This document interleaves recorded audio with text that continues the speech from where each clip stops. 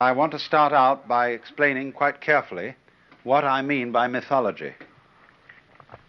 The word is very largely used today to mean fantasy, or something that is definitely not fact. And it's used, therefore, in a pejorative or put-down sense, so that when you call something a mythology or a myth, it means you don't think much of it. But the word is used by philosophers and scholars in quite another sense, where to speak in the language of myth is to speak in images rather than to speak in what you might call plain language, or the language of fact, descriptive language. You can sometimes say more things with images than you can say with concepts. As a matter of fact, images are really at the root of thinking. One of the basic ways in which we think is by analogy. We say a certain thing is, we think of the life of human beings might be compared to the seasons of the year.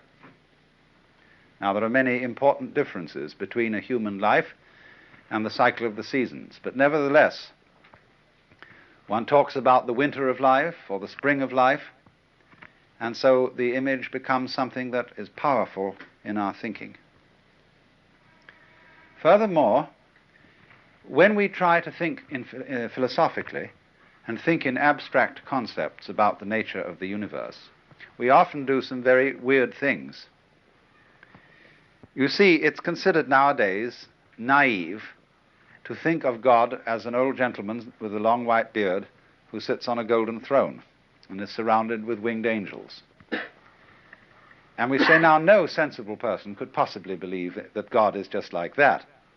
Therefore, if you get more sophisticated, you believe that God is, say, if you follow St. Thomas Aquinas, you think of God as necessary being. Or if you think with Buddhists, you think of God as the undifferentiated void, or as the infinite essence.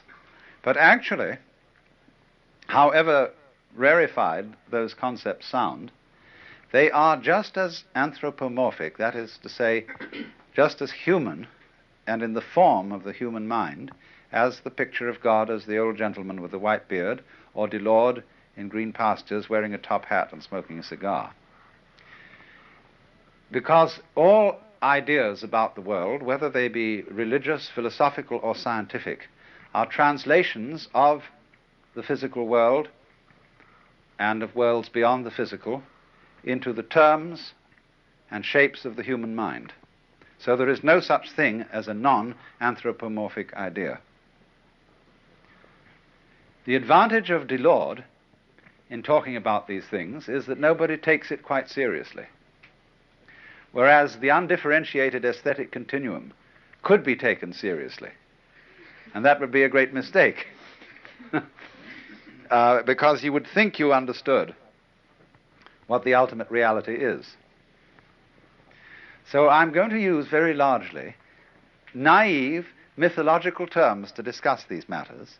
And if you are a devout Christian, you mustn't be offended by this, because you will naturally think that you have risen now to a more superior idea of these things than these very simple terms derived from the imagery of the Bible and of the medieval church. But I shall discuss Hinduism in the same way. And I'm going to begin with Hinduism to give you a sort of fundamental account of what it's all about. I imagine some of you were present at the lecture I gave in the university on religion and art. And I discussed the view of the world as drama. Now, I want to go more thoroughly into this, because the Hindu view of the universe is fundamentally based on the idea of drama. That is to say, of an actor playing parts. The basic actor in this drama is called Brahma. And this word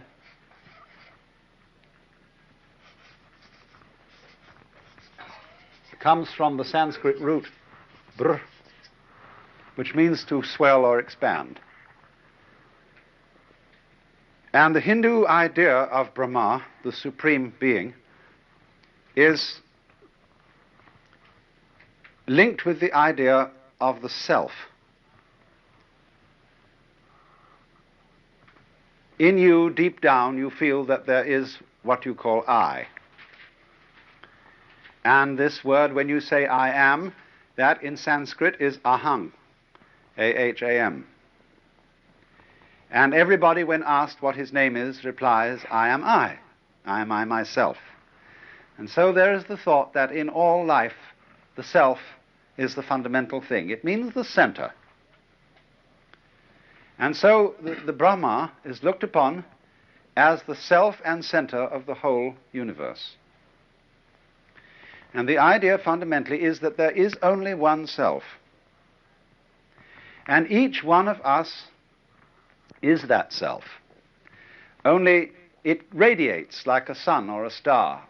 And just as the sun has innumerable rays, or just as you can focus the whole sun through a magnifying glass and concentrate it on one point, or as an octopus has many tentacles, or as a sow has many tits, so in this way, Brahma is wearing all faces that exist, and they are all the masks of Brahma.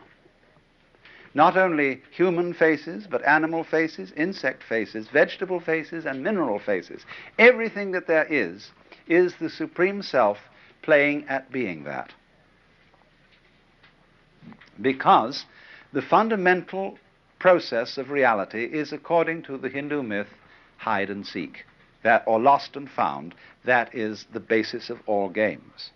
And it's true, isn't it, that when you start to play with a baby, and you take up a book, and you hide your face behind it, and then you peek out at the baby, and then you peek out this way, the baby begins to giggle. Because a baby, being near to the origins of things, knows intuitively that hide and seek is the basis of it all. And children like to they sit in a high chair, or they have something on the tray, and make it gone. And then somebody picks it up and puts it back, and they make it gone again, you see? Now then, that's a very sensible arrangement. It is called, in Sanskrit, it is called lila. And that means sport or play, but the play is hide and seek. Now, let's go a little bit into the nature of hide and seek, because don't let me insult your intelligence by telling you some of the most elementary things that exist. Really, everything is a question of appearing and disappearing. For example, if I sit next to a beautiful girl and I put my hand on her knee and leave it there, after a while she'll cease to notice it. But if I gently pat her on the knee, because now I'm there and now I'm not, it will be more noticeable. So all reality is a matter of coming and going. It is vibration. It is the waves of positive and negative electricity. It's up and down.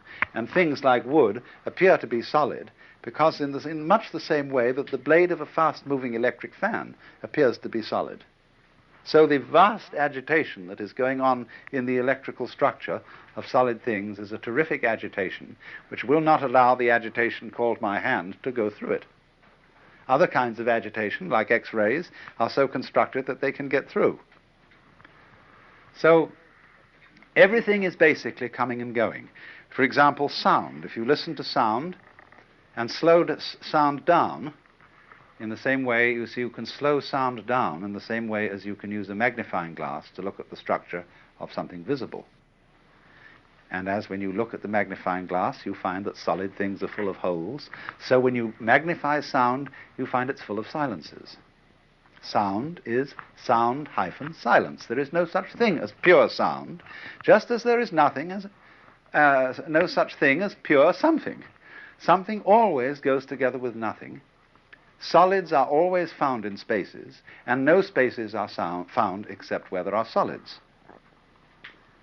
You might imagine there being a space without any solid in it, but you will never, never encounter one, because you will be there in the form of a solid to find out about it. You see, they go together, these things.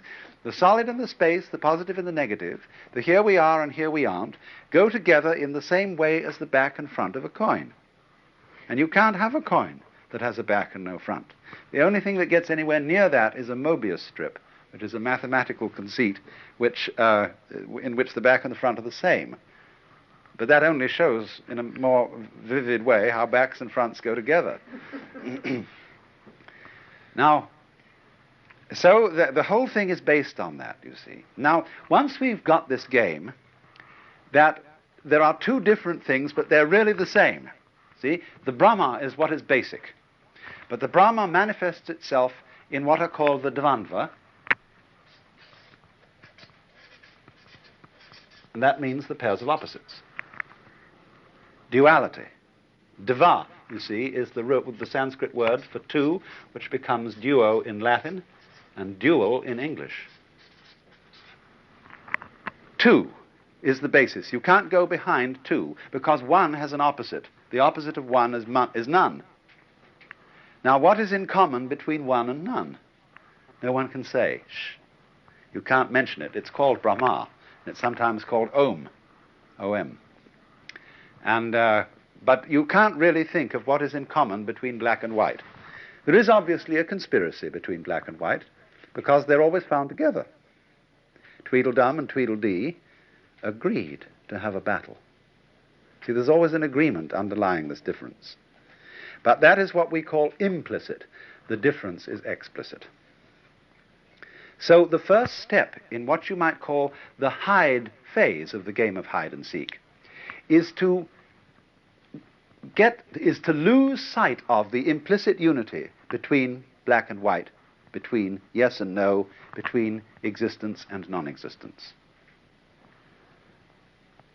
And that losing sight of the fundamental unity is called Maya. Maya, a word that means many things, but primarily it means creative power or magic,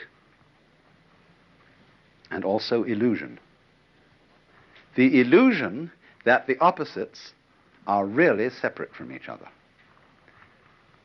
And once you could think that they are really separated from each other, you can have a very thrilling game. The game is, oh dear, black might win. Or, we must be quite sure that white wins. Now, which one ought to win? Sometimes when you look at this, you would say, or this, the reality here is the writing. That is what is significant. And yet, there are many patterns that one can have when you're undecided in your mind as to what is the figure and what is the background. It could be a black design on a white sheet, or it could be a white design on a black sheet. And the universe is very much like that. Space, or the background of things, isn't nothing. But people tend to be deceived about this. If I draw that, most people, when asked what I have drawn, will say that I have drawn a circle, or a disc, or a ball. Very few people will ever suggest that I've drawn a hole in a wall. Because people think inside first, rather than thinking out here. But actually, the two sides go together. You can't have what's in here unless you have what's out there. So all artists, all architects, all people concerned with the organization of space think quite as much about the background behind things and containing things as they do about the things so contained. It's all significant and it's all important. But the game is, let's pretend that this doesn't exist. So that's the pretending, oh, black might win, or oh, white might win. And so you see that is the foundation of all the great games that human beings play, of checkers, of chess, and of the simple children's games of hide and seek. And it's, of course, you see the tradition of chess that white gets the first move because black is the side of the devil. So all complications and all possibilities of life lie in this game of black and white,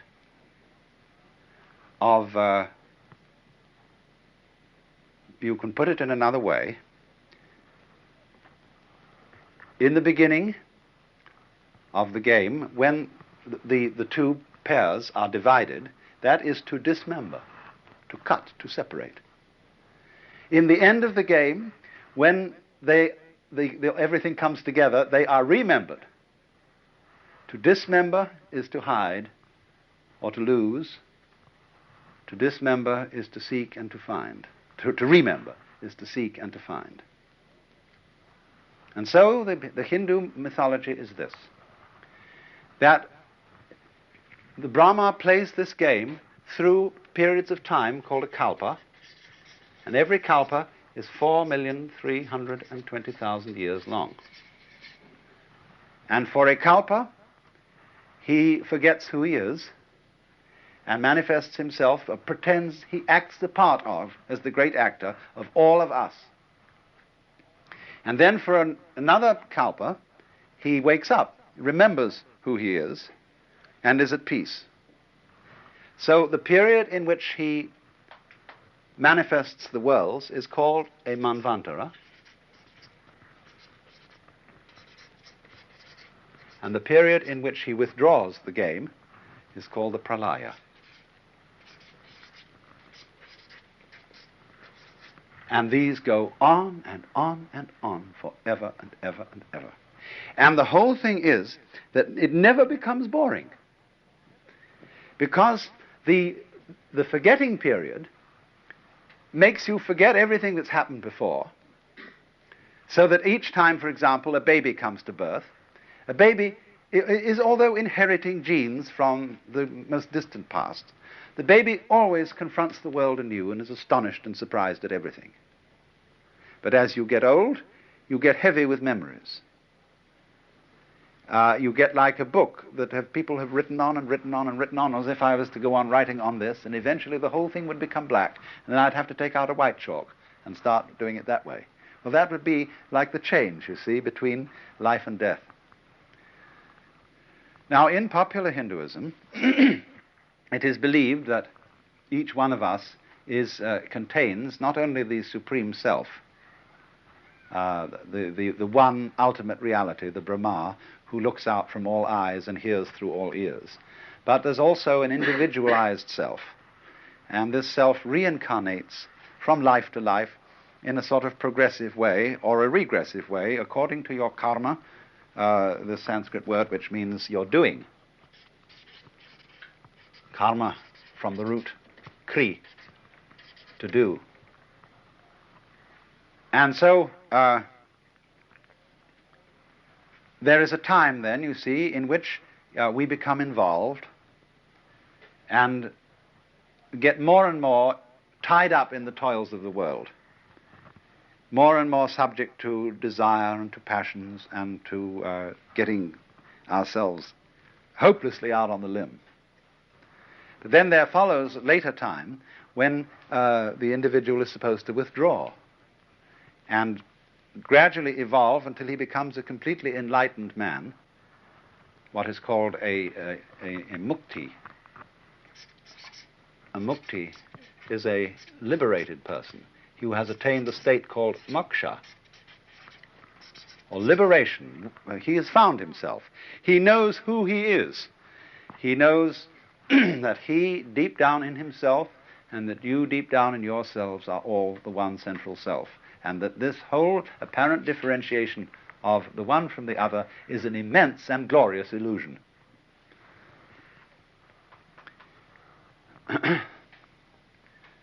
Now, you see, I said at the beginning that this is a dramatic idea. In drama, we have a convention of the proscenium arch and the stage. And we have a convention of on-scene and off-scene. There is the curtain or backdrop in front of which the actors appear, and behind that there's a dressing room called the green room. And in the green room they put on and take off their masks. And in Latin, the word for the masks worn by the players in classical drama was persona. That, the Latin word per means through, sona, sound, that through which the sound comes, because the mask had a megaphone-shaped mouth, which would throw the sound in an open-air theatre. So dramatis personae, the list of the players in front of a play, means the list of masks that are going to be worn. And insofar as we now talk about the real self in any human being as the person, are you a real person? We have inverted the meaning of the word, and we have made the mask word mean the real player underneath. That shows how deeply involved we are in the illusion. Because you see, the whole point of a play, the skill of the actor, is to persuade the audience, despite the fact that the audience knows it's at the play, is to have them sitting on the edge of their chairs, or weeping, or in terror because they think it's real. And so, of course, the Hindu idea is that the greatest of all players, the master player behind the whole shebang, who's putting on the big act called existence, is so good an actor that he takes himself in. He is at once the actor and the audience, and he is enchanted by his playing. So the word maya, illusion, also means to be enchanted. You know what to be enchanted is to be listening to a chant and to be completely involved in it. Or he is amazed. What is to be amazed? It is to be caught in a maze. Or spellbound. How do you get spellbound? What do you spell? You spell words. And so by the ideas we have about the world, and through our belief in the reality of different things and events, we get completely carried away and altogether forget who we are. There is a story about a great sage, Narada, who came to Vishnu. Vishnu is one of the aspects of the Godhead, Brahma. Brahma is usually the word given to the creator aspect, Vishnu to the preserving aspect, and Shiva to the destructive aspect. But when the Narada came to Vishnu and said, "What is the secret of your Maya?" Vishnu took him and threw him into a pool. And the moment he fell under the pool, he was born as a princess in a very great family, and went through all the experiences of childhood and being a little girl, finally married to a prince from another kingdom, and she went to live with him in his kingdom.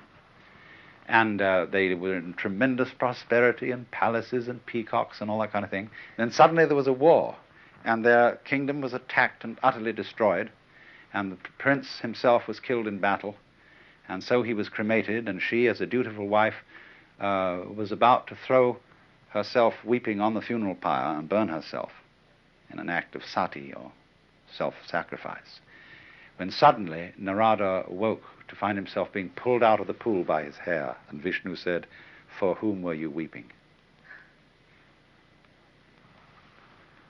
So that idea of the whole world being a magical illusion, but done so skillfully, by whom? By you, basically. Not you, the empirical ego. Not you who is just a kind of focus of conscious attention with memories that are strung together into what you call my everyday self. But the you that is responsible for growing your hair, for coloring your eyes, for arranging the shape of your bones, the deeply responsible you is what is responsible for all this.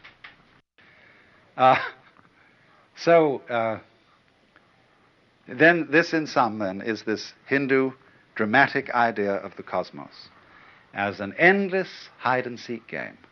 Now you see it, now you don't. And so it's saying to everybody, really, of course you worry, and you're afraid of disease and death and pain and all that sort of thing, of course. But it's all an illusion. There's nothing to be afraid of. And you think, well, but my goodness, supposing when I die there just won't be anything. Be like going to sleep and never waking up. You think, isn't that awful? I mean, that's just terrible, nothing forever. That doesn't matter. When you go into that period called death or forgetting, that's just so that you won't remember. Because if you did always remember, it'd be a bore.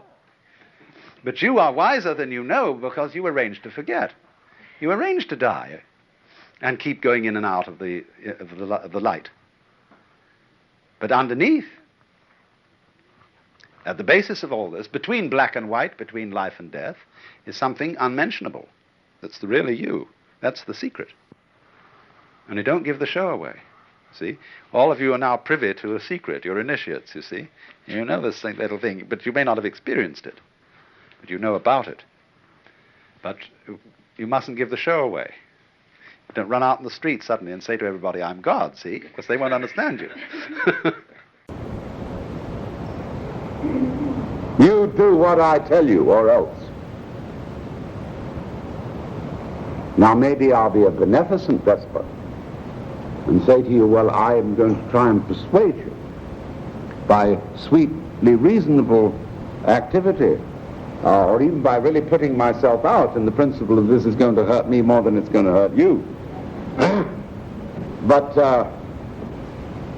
I'm just going to convey that if you don't do what I'm persuading you to do, you're going to fry in hell forever.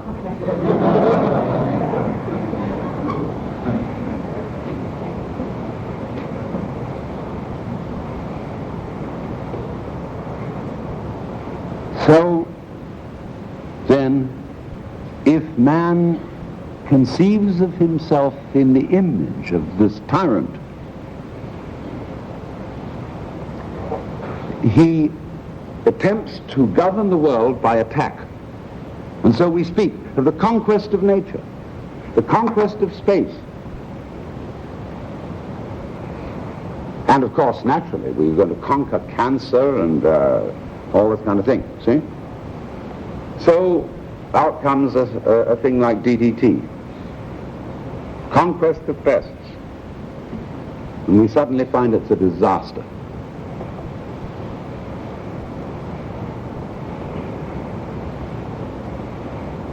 And we don't realize, you see, that we're on a spaceship already.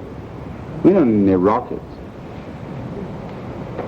We're going zooming through space faster than any rocket could be imagined to go. All you need is sensitivity.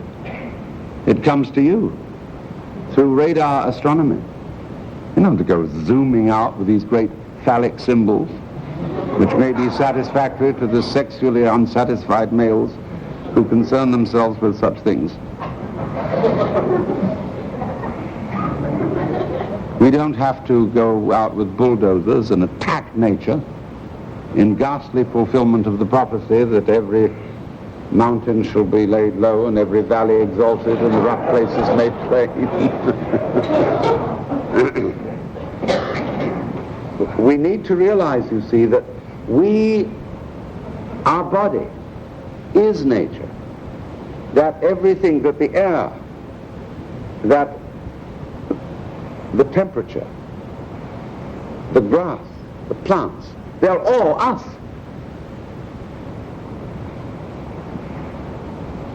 That the grass is just as much you as your own hair. You can't live without it. Just as you can't be a solid without a surrounding space. Well, you say the space isn't there. It's just nothing. But supposing the space around me disappeared, could you see me? Where would my outline go? If there were no background, space. How could I move without? Maybe space is more real than solid. Could be. When scientists start to talk about properties of space, curved space, expanding space, the average layman can't understand what they're talking about because he thinks that space is nothing. It's all been overlooked.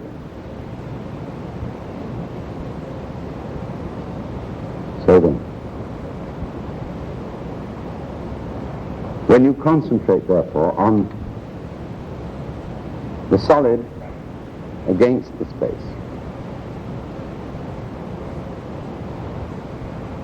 And want to take all facts, say, as being hard facts.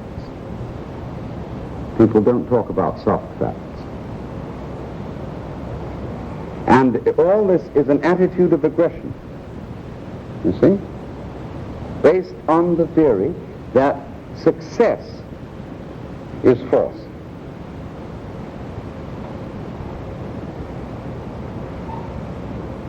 And the crisis we are in is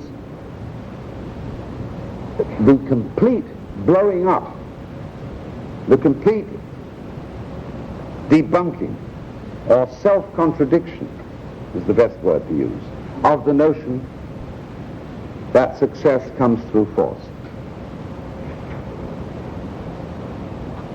Look at the war in Vietnam.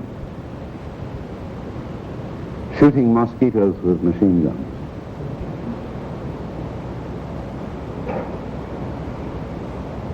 And we think, you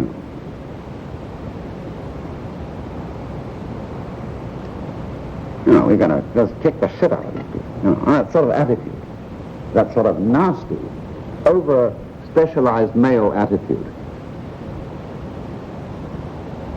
which is exemplified in so much of our population.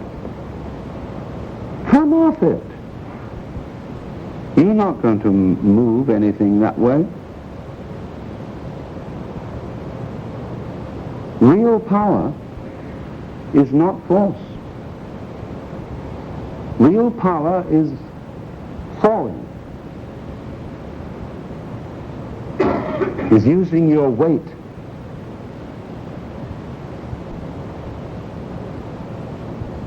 All comes to him who waits. Look, when in judo you want to move something towards you, you don't pull like this. You do this. So you use your weight. And if the enemy attacks you and pushes at you, you just drop to the floor.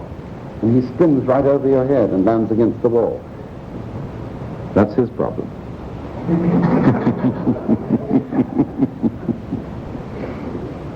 The earth is falling round the sun. All energy follows the line of least resistance. Water is the most powerful thing in the world, but it always takes the course of least resistance, using its weight. You can't cut water. It doesn't resist you, but you can't wound it. You know, you can push your finger into it, but the moment you withdraw it, the hole's gone. And that is, in a way, a feminine property. So Lao Tzu, the great Chinese philosopher, said, while being a male, retain in yourself always a female element, and so you will become a universal channel. And that is the problem of this whole paternalistic God the Father conception of the ground of being. It's aggressively male. And it needs modification with the symbol of the female. The Earth Mother, the lover of the earth, and women are always fundamentally concerned about whether the vegetables are grown, whether the children are nurtured. Of course, we've tried to masculinize our women to an enormous extent, with a good deal of success, and it's really tough on us, the lack of real female women, to civilize our men. But that's where we stand, you see, in this whole ecological crisis. Now, again, I repeat, to those of you who are devout Christians or Jews, I'm not trying to knock your religion. I'm merely saying that you've got the wrong symbols. And you've got a choice of others. Besides the symbol of the kingdom of God, you have the symbol of the body of Christ, which is an organic as distinct from a political symbol. You've got the idea, I am the vine and you are the branches, which is a vegetative symbol. Instead of this notion of God who is above and has a mallet and goes bang like that and puts order into everything, like a sculptor with a chisel, think of it the other direction, like a flower, where the energy comes through the stalk out into the petals and the leaves. See? You have an expansive, non-forcing, but rather growing organization. And in those terms, we can conceive a kind of stelliform universe where the center of the whole thing is also the center of each one of us, where we don't force creative action but allow it to happen through us. Just as you cannot force yourself to circulate your blood, you cannot force yourself to sleep, you cannot force yourself to breathe or to digest your food. You have to allow it. And so in exactly the same way, you have to allow yourself to love. Not only other people, but also this whole universe, which is your own body.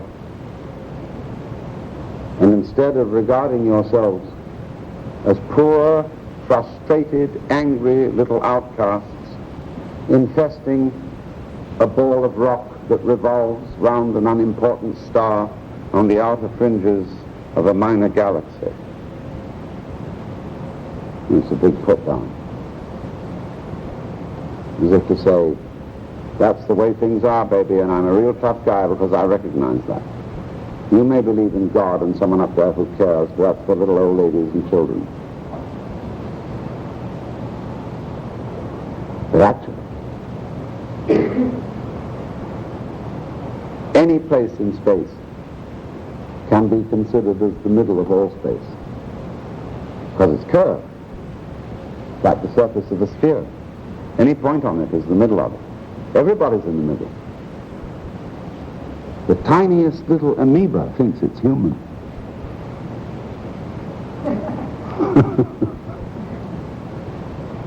So don't lose center. You're it. Another way in which we lose center is to explain ourselves away as mere results of a past. That's on the analogy of billiards, which is Newtonian mechanics. You're just a billiard ball that's been hit by a cue called motivation. Why did you do it? Oh, my mother had a complex. It works the other way around.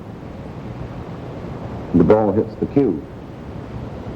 The weight flows from the ship. But if you want to insist that the past controls you, that's your privilege. But you're in the middle. And the middle isn't just ego, it's the whole energy of the universe. And the most important thing we can do is to realize that. Because if we don't, we can't deal with the ecological problem. That's why the solution is religious. If we try to deal with it in a spirit of panic, we'll just make a mess of it. Because when the wrong man uses the right means work in the wrong way.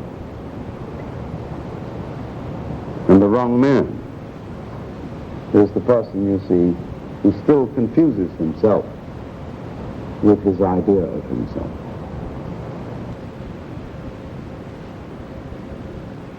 This is KPFK Los Angeles. We have just heard Alan Watts with a 1960s discussion before a live audience on ecology and religion. Cities that look like rubbish heaps scattered all over the most beautiful mountain country and plains. What a gorgeous country, speaking of the territory. How hideous, speaking of the map.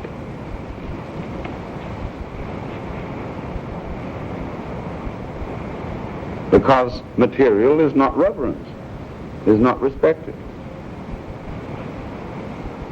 Everything is being turned into plastic. Poison gas, smog, fake surface sort of life, see? Now this is because when you look at the world as a piece of machinery, you know perfectly well that all machinery is stupid. If we are nothing but a product of blind energy, in other words, if human reason, intelligence, love is nothing but fluke, it is a result of a gyration of energy, as if 1,000,000 monkeys had been typing for 1,000,000 years on 1,000,000 typewriters. The chances are that maybe at some point of time they would type out the Encyclopedia Britannica. And so we have been brought up to feel that that is the sort of result we are. We are the Encyclopedia Britannica typed out by the monkeys. Now that's what you really believe. There are religious people here. And I'm talking of religious people in the sense of those who are faithful attendants of the standard brand religions.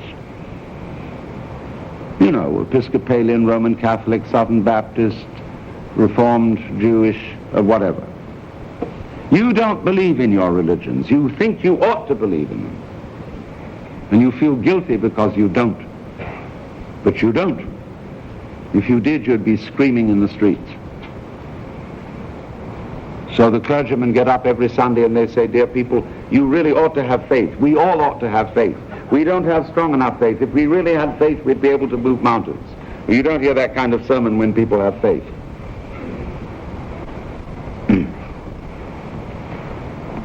So the thing has become implausible in those terms. And therefore we are left with a mechanism, because we inherit the idea of the mechanism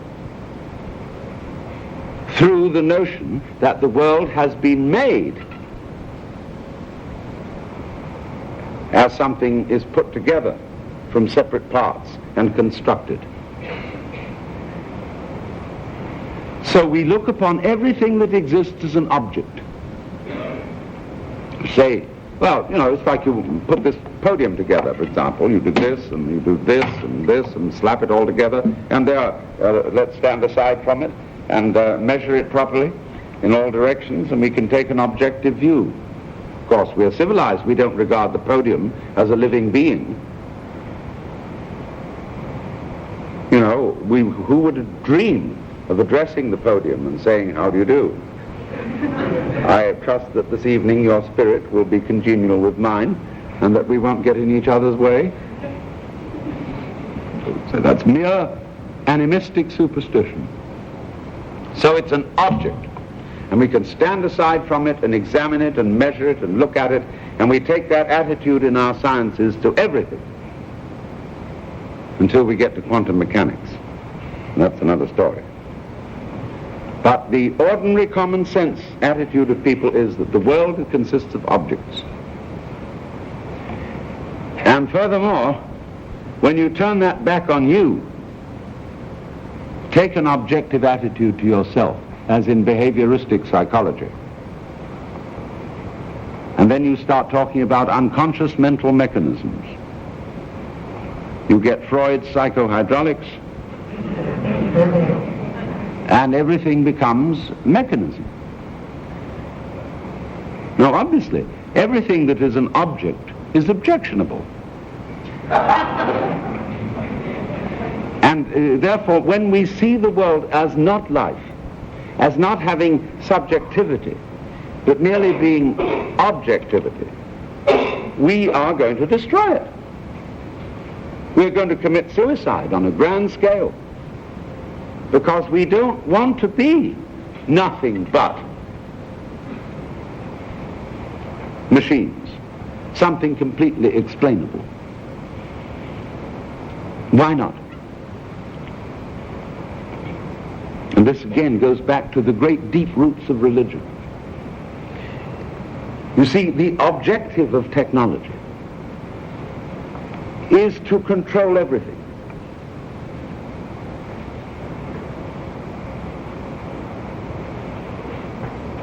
To know the future so completely that it can be predicted, you see, and so controlled.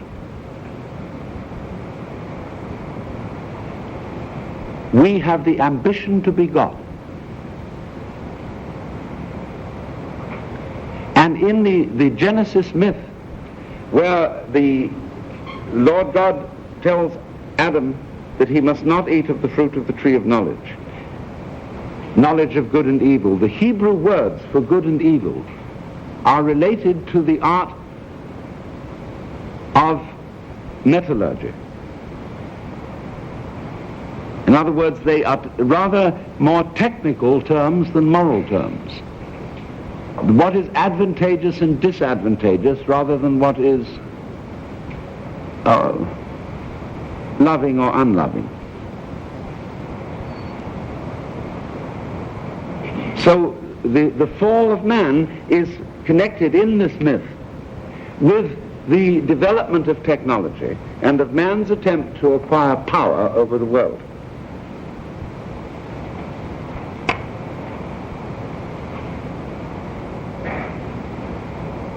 And so let us suppose then that you really could be God in the old-fashioned sense of Jehovah. We're not going to talk about any sophisticated ideas of Brahma or the Tao or anything like that for the moment, but just good old-fashioned Jehovah. It's like the kid who took too much acid in Los Angeles and turned himself into the police with a little note that said, "Please help me," signed Jehovah. What would you do if you were God in that sense?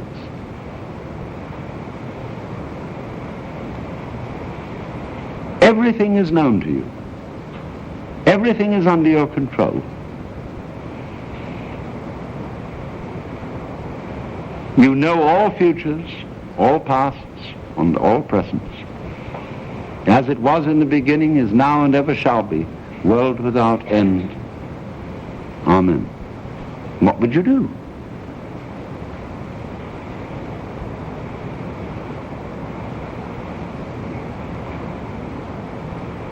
Well, I think you'd say to yourself, man, get lost. Because you would be incapable of ever having a surprise. And that would be like making love to a plastic woman.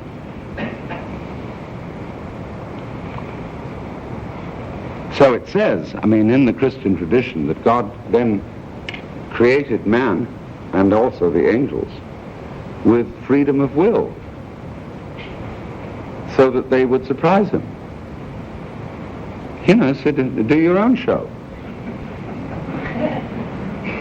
But it never really came off. Because it was said, you see, you've got freedom of will, but you'd better obey me, or else. It's like saying to your child, now you're my child, of course, but you must love me. All nice children love their mothers. And of course, naturally, I want you to love me because you really want to, and not just because I say so. And that is a trick known as the double bind, which is damned if you do and damned if you don't. Because if you do, then you're a goody-goody. And if you don't, you're disobedient.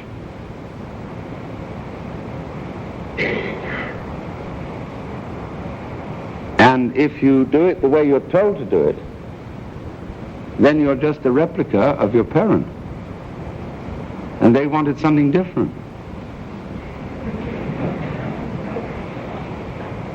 becomes the plastic woman again, you see. It's very difficult.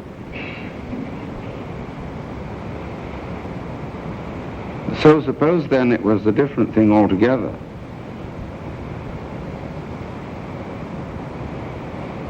That God, and I'm talking in a kind of symbolic language,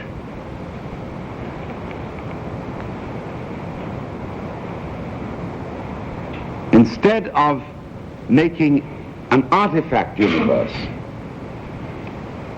manifested himself or itself or herself as the universe, instead of being always lording it over everything, became totally involved.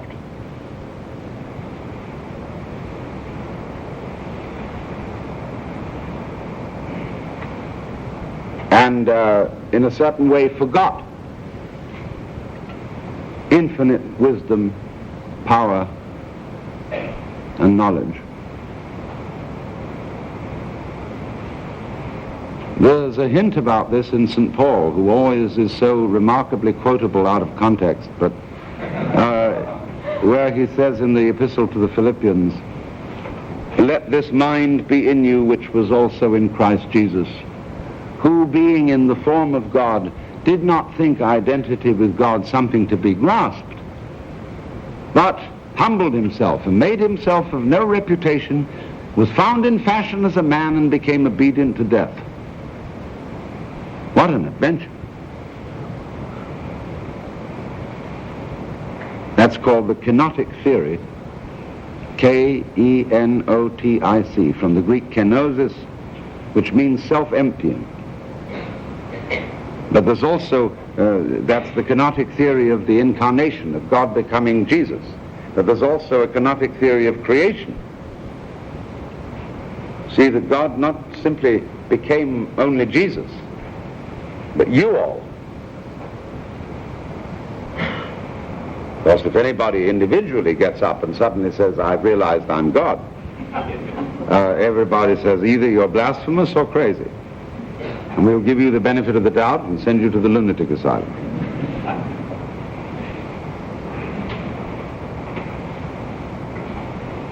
But that's because, you see, in our society, we cannot accept someone realizing that he is God because we have a political idea of God. God as the boss man, based on the Cyruses of Persia and the Pharaohs of Egypt. That's where the imagery comes from. That's where even the titles of God come from. King of Kings and Lord of Lords is the Jan Khan. That's the Cyrus of Persia, borrowed. And if you're going to look at God in the image of the Cyrus of Persia, that's idolatry. Every time you sing Kyrie eleison, it means Cyrus, have mercy on us. How can you, as members of the Republic of the United States, believe that the universe is a monarchy if you think that a republic is the best form of government? If the universe is a monarchy, then a monarchy is the best form of government. See, that's how we're all mixed up.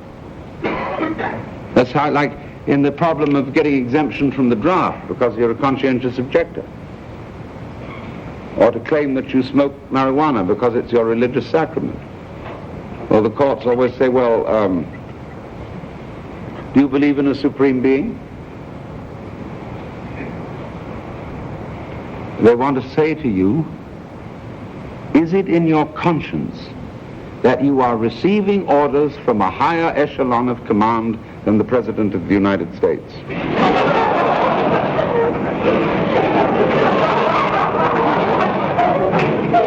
And therefore it's always been terribly difficult for Buddhists and Taoists and people like that to register as conscientious objectors.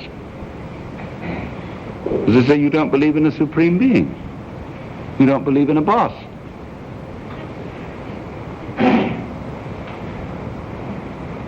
But you see, therefore, the whole idea of the universe as being governed and And when you think of man as made in the image of God, in the sense of man being made in the image of the governor, you get fundamentally an aggressive attitude to the world. Because the Cyrus of Persia ruled by force.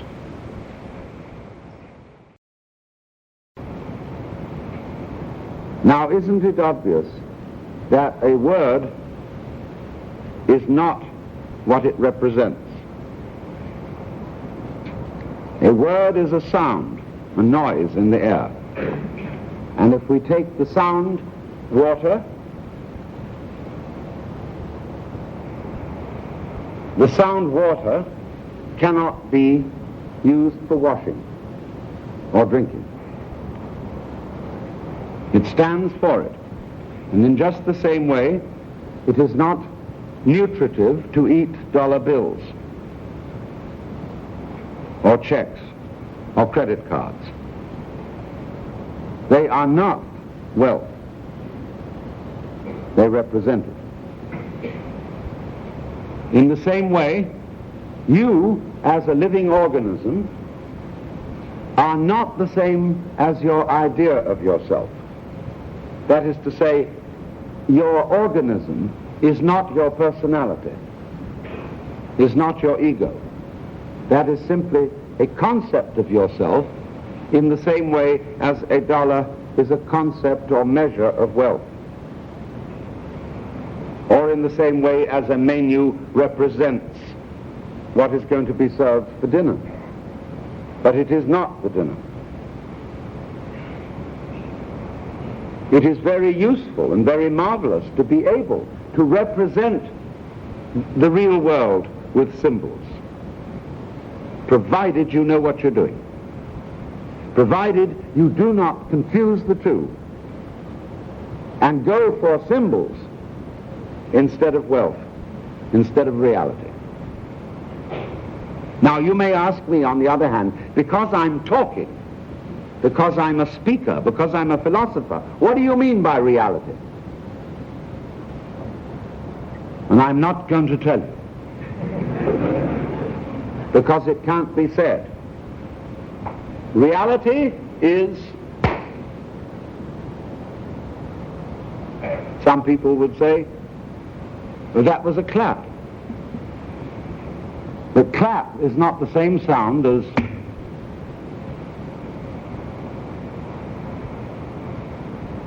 some people will say reality is material and physical.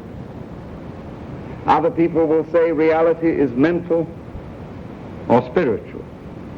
But you will see that in either case,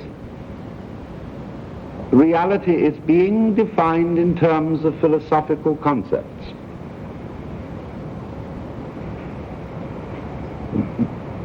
The notion that the world is material is simply a philosophical school of thought.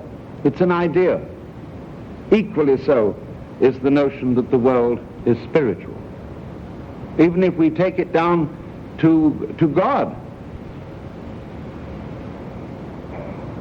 to the root and ground of being,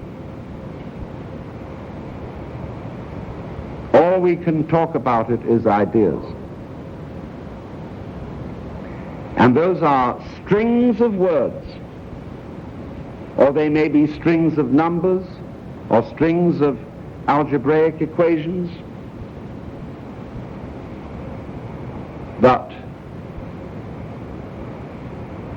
they never get there, because words and numbers are always strung out in a line, and you have to scan them with a process of attention called consciousness. And however fast you speed that up, even using computers, the world is always beyond it.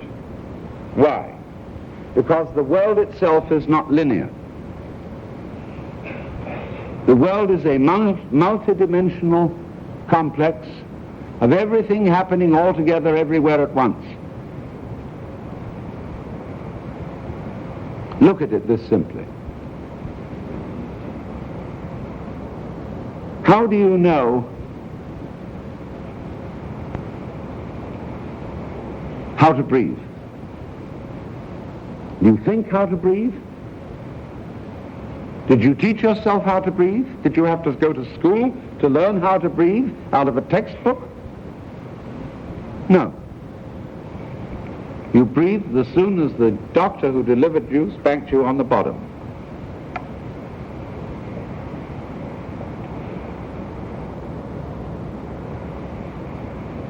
Nobody had to teach you. But breathing, from the point of view of physiology, is a very complex process. How did you learn? How did you learn how to grow your hair? How to color your eyes? How to shape your bones? How to make your glands give out their proper secretions? You never did learn. In the sense where we mean learning is reading instructions.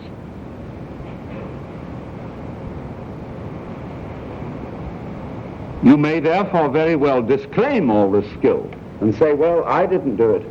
All this breathing, all this hair, all these eyes, bones, and everything else were given to me by God.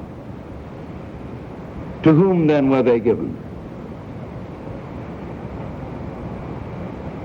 Is your heart not you?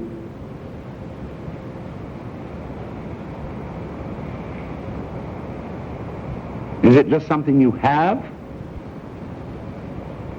Is your brain, which we know less about than any other organ in the body, is that not you? Is it just something you have? If so, I ask again, who is you?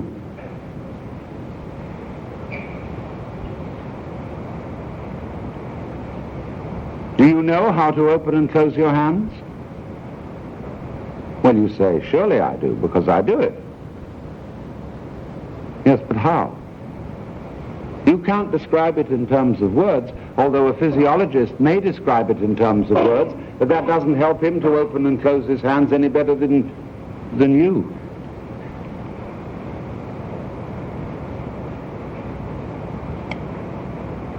So you see, you are a great deal more than you suppose. Because we have all been brought up to confuse our living reality with an idea, with a personality, which is given a name. And as a result of that, we all feel isolated. We all feel as if we were a little man inside our heads, about halfway between the ears and a little way behind the eyes. That's what most people seem to mean when they use the word I myself. So we are detached from our bodies, we have them, and in turn our bodies are detached conceptually, not really, but conceptually, from the rest of the world. And we think, well, everything outside my skin is definitely not me. Now look into some other historical aspects of this strange situation in which we find ourselves. Through the Jewish and Christian religions, we inherit a tradition of thought about the nature of the world, which uses certain metaphors.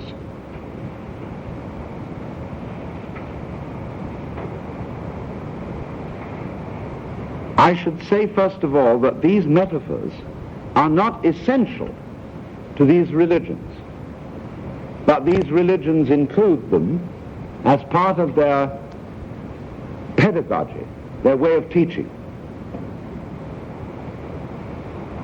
So I don't want to, as it were, give offense to anyone here who is a Jew or a Christian, as if I were trying to tear your religion apart. But it is so that both the Jewish and the Christian religions have used an image of the creation of the universe which represents the universe as an artifact, as something made in the same way as a potter would make a vessel a sculptor a figurine, or a carpenter a table. And we get that, of course, right from the book of Genesis, where it is said that God created Adam out of clay and then breathed the breath of life into his nostrils. So it is fundamental to the common sense of all Western peoples to think of themselves as made. And if you are made, you are essentially a mechanism. Now look what happened. Towards the end of the 18th century, advanced Western thinkers found it impossible to believe in God as a super boss, king and lawgiver governing the universe. The reason they found this impossible, they never could prove that such a God did not exist. But that sort of an idea, the old gentleman with the white whiskers on the golden throne of heaven, simply became implausible in relation to the vision of the universe that late 18th century astronomy and other sciences were unfolding. No one would dream of attributing a composition by Beethoven to Palestrina. The style. So when we saw this new vision of the style of the universe, what sort of a thing it is, it was awfully difficult to attribute the nebula in Andromeda to the Lord God Jehovah. Because the Lord God Jehovah just didn't seem to have the imagination to produce that sort of a phenomenon.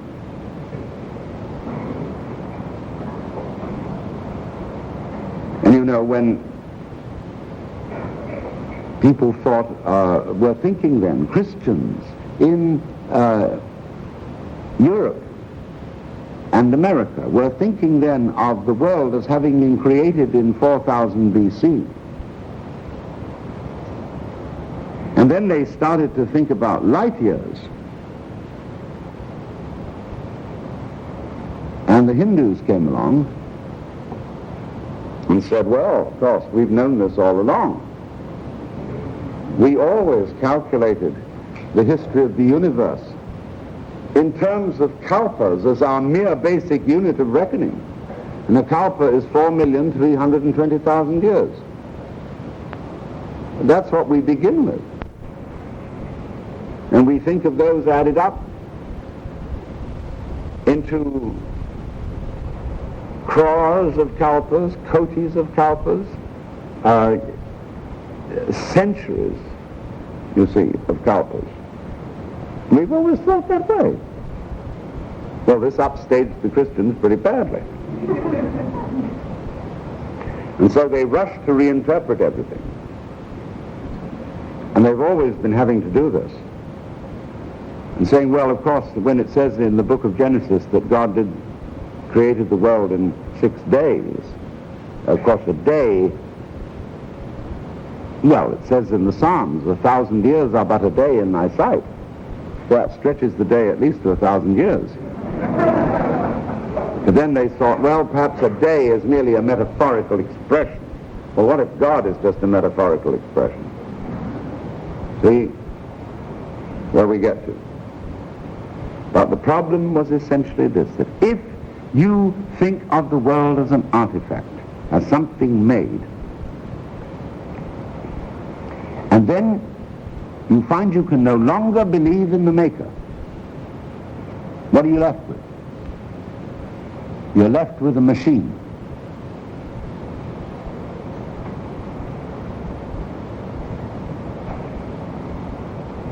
And you don't like it. The scientific naturalism of the 19th century, which rejected all supernaturalism, came therefore to regard the world as nothing but a fortuitous congress of atoms, operating in accordance with the principles of Newtonian mechanics. And you would have thought that someone who declared himself to be a naturalist would have been sort of in favor of nature. But on the contrary, the naturalists began the most savage war against nature ever waged, because they hated it. It's like Americans, who are credited with being materialists, absolutely loathe material. They do everything to destroy it, to convert it into poison gas and garbage. They don't know how to cook, how to dress, and mistreat the world in the most terrible way. Cities that look like rubbish heaps, scattered all over the most beautiful mountain country and plains. Our guest lecturer tonight is not an ordinary man. A few hours ago I saw him doing a very beautiful spiritual meditation dance with about 50 people. Alan Watts is a prolific writer whose works are both incisive and delightful to read. Through the years he has moved through many different professions, having served as a minister, professor, a research associate, editor, and probably many other things that I don't know about. As most of you know, his writings relate to many different fields, but he's perhaps best known for having taken the profound spiritual wisdom of the East and, after having probed and experienced it himself, made it available to us of the Western heritage. As would be expected of anyone who speaks as openly and as directly as Alan Watts does, there have been critics and detractors. As best I can observe, his response to those criticisms has been simply to do what he talks about doing, is to stand in the world and to be himself. The workshop this weekend and this lecture this evening are among the programs of the Laos House, which are designed to open up various aspects of the human potential. Dr. Watts' subject tonight is ecology and religion. I know that long before ecology became a popular public issue, Dr. Watts was speaking about the relation of man and nature as being the essential aspect of life. And I'm sure that he will open up many creative and adventurous responses in us here tonight. Alan, we welcome you and look forward to hearing you.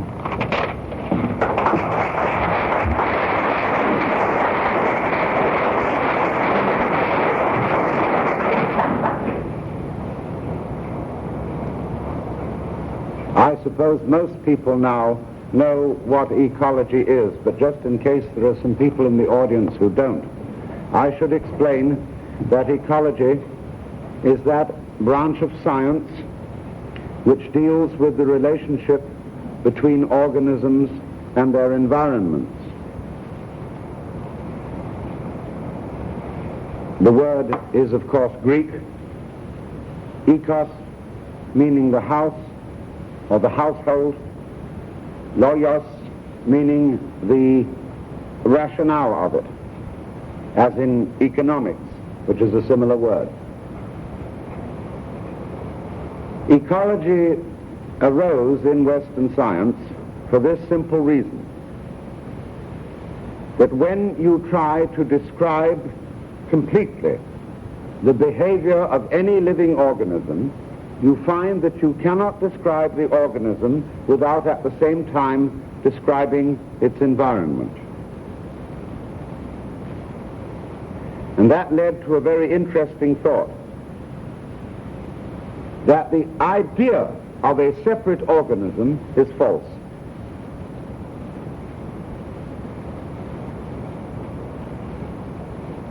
And that, however, is an idea implanted in everyone's common sense.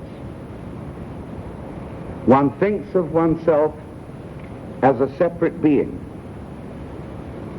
and not merely as a separate body, But it gets worse than that. As a separate ego inside a body. And so, in common speech, we are apt to say, I have a body, rather than I am a body. In fact, we look upon our bodies rather contemptuously, because we know they're going to fall apart. The body, the material, the physical aspect is always in some way considered inferior to the mental, the spiritual, the psychological aspect.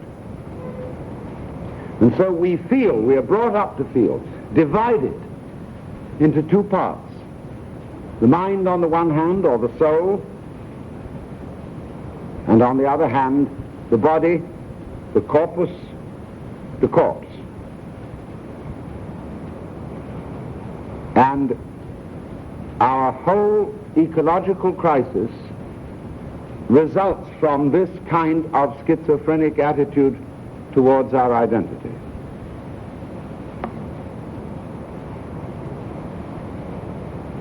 Now, what is the ecological crisis? It is this.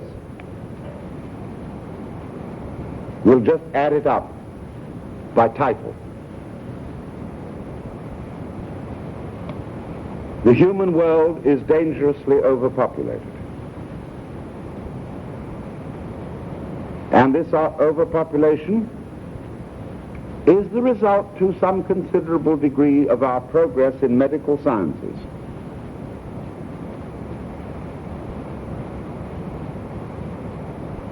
We are not so easily wiped out by plagues.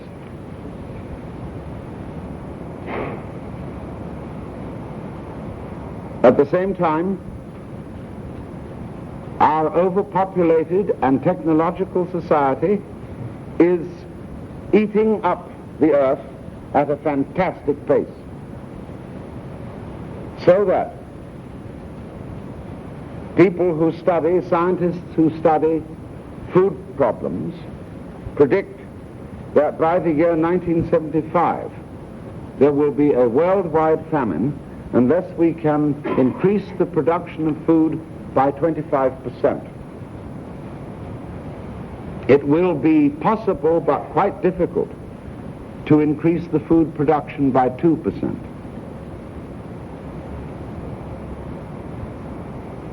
We are at the same time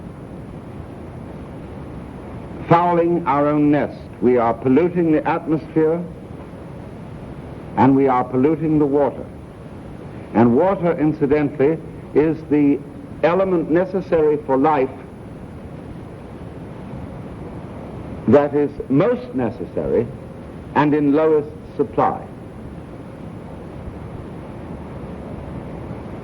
We are tearing the forests off our hills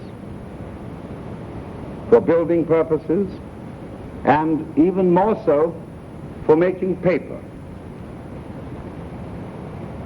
upon which to print information, so that every literate person today is practically suffocated in mountains of paper. And think also of your supermarket, the paper bags in which you carry out your groceries instead of following the old-fashioned custom of taking a market basket to the store. Paper wrapping everywhere, all of it destroyed trees. And it isn't as simple as that. For every pound of paper, and compare a pound of plastic, it seems that plastic might be the solution. But whereas the pound of paper will require, say, 5 gallons of water to manufacture it, the pound of plastic will require 30. And that water is all discarded. Let's go on. military reasons, we have created nuclear energy, and there are also nuclear wastes. And these wastes have to be disposed of, not to mention the existence of nuclear warheads, which of course could destroy all life on this planet at any time. But what to do with the wastes? They are being put in enormous underground and sometimes underwater concrete vats. And these vats will wear out before the substances they contain cease to be radioactive. The problem with the nuclear weapons is not how to avoid their use in war, but how to get them off the planet. Then we will go on to consider the various chemicals that have been prepared for biological and chemical warfare. And again, the problem is how to get rid of them, not how to avoid using them.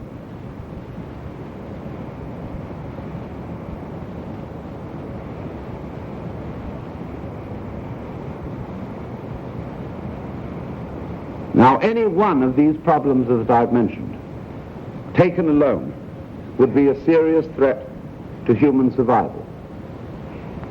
But taken all together, where are we? We're insane. And this problem of man in relation to his environment overshadows every other political problem. It isn't just that, as you might say, a president of the United States suddenly gets alarmed about man's relationship to his environment and uses it as a political gimmick to divert attention from racial relations. It isn't like that.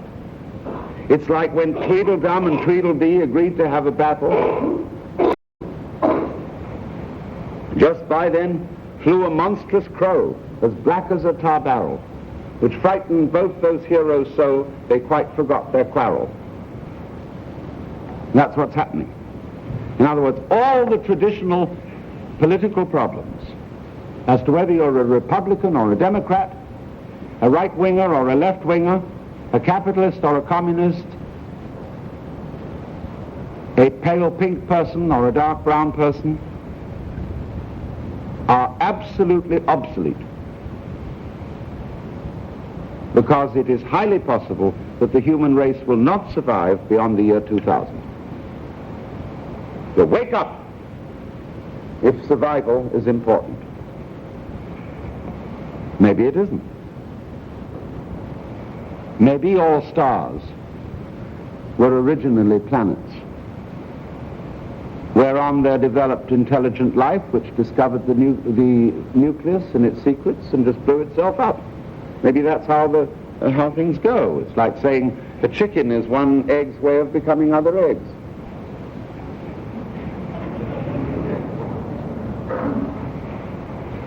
But if you are interested in survival, and not mere survival, but in elegant survival, it's necessary to be very wide awake to the ecological problem.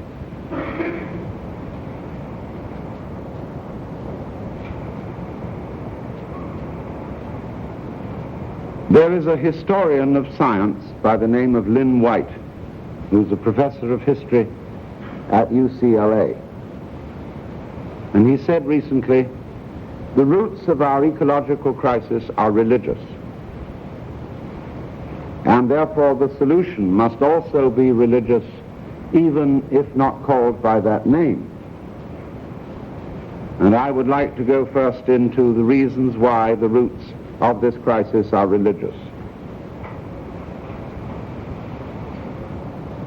Technology as we know it has emerged out of a certain philosophy of life. And the foundation of that philosophy is a distinction between symbols on the one hand and reality on the other. You might say words and events. map and territory, money and wealth. Now, isn't it obvious that a word is not what it represents? This is Audible. Welcome to another talk from the Alan Watts radio series number 2, Eastern Thought in the Modern World. In this talk, Alan Watts gives an introduction to the Eastern traditions of yoga. He describes the entrance into the unspeakable reality, first from the East by practices of Jnana Yoga and Zazen, and then from the West through the intellectual perspectives of Ludwig Wittgenstein and Spencer Brown. East and West all arrive at the same mysterious, that which is unspeakable. Recorded in 1972 at the First Unitarian Church in San Francisco, A Journey to Unthinking. It's called Intellectual Yoga. Here's Alan Watts.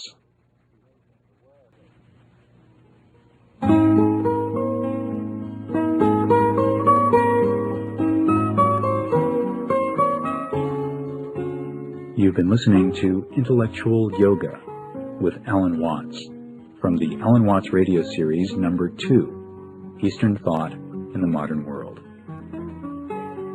The Love of Wisdom with Alan Watts is produced by the Electronic University. I'm Neil Harvey. Thank you for listening.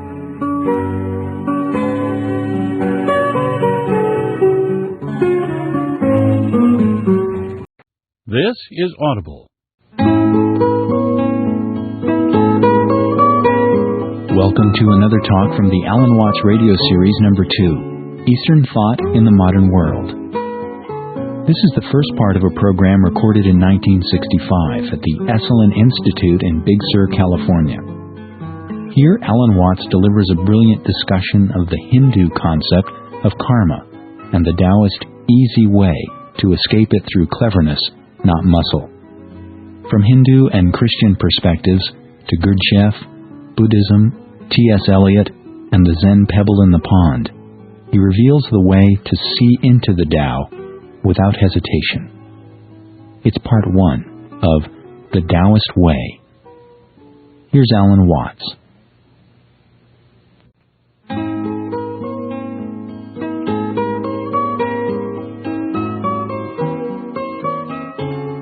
You've been listening to Taoist Way Part 1 with Alan Watts from the Alan Watts radio series number 2, Eastern Thought in the Modern World. The Love of Wisdom with Alan Watts is produced by the Electronic University. I'm Neil Harvey. Thank you for listening.